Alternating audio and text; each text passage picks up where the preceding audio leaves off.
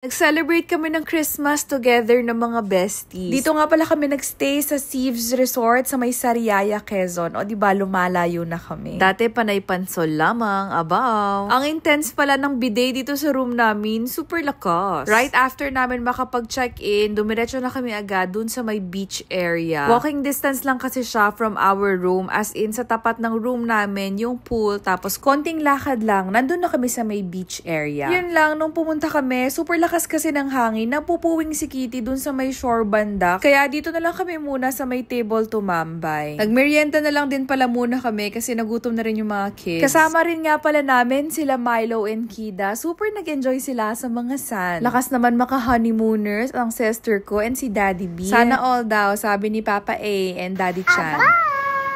Hindi nagtagal, lumipat na kami dito sa may pool area. And dito na kami talaga nag-swim and tumambay. Super saya ng mga kids and syempre pati ng mga mommies. After namin mag-wash up, dumiretso na kami dun sa may restaurant. Dito na kami nag-dinner and ito rin yung place kung saan kami nag-breakfast. May free breakfast na nga pala dun sa room namin pero para sa adults lang kaya nag-add na lang kami para sa kids. And ang maganda dito, kitang-kita mo from the restaurant yung view doon sa may beach. After namin kumain and tumambay sa may beach area, nagbihis na rin kami para sa mga trends na isushoot. Na-post na nga pala namin to, i-check nyo na lang sa mga accounts namin. Ang dami nga rin palang nakapansin nung suot ko, ang pretty daw. Ayun nga lamang, yung skirt parang mas lalong nakita yung puson ko. Kami tuloy nagtatanong, busog lamang, abaw. But anyways, right after namin mag-shoot, super pawis na kami, kaya dumiretso na kami sa pool. Sila Doki dumiretso sa may beach. And after no, nagbihis na kami and then nag-check out and nagbigayan na rin kami ng mga Christmas gifts. Nagbigay nga rin pala ng pasalubong sila Sis Abby from Vietnam. So, ayan lahat.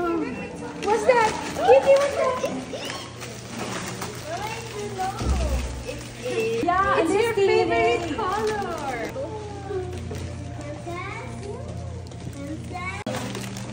Same there. You can bring this to school on Monday. For you. Oh, I think it's a little camel from Dubai. So cute. For this also. Yeah. You also have that one now. Yeah, you all have the same. It's like a sheep ata, anak or lamb. Dubai. Pero konti na lang laman.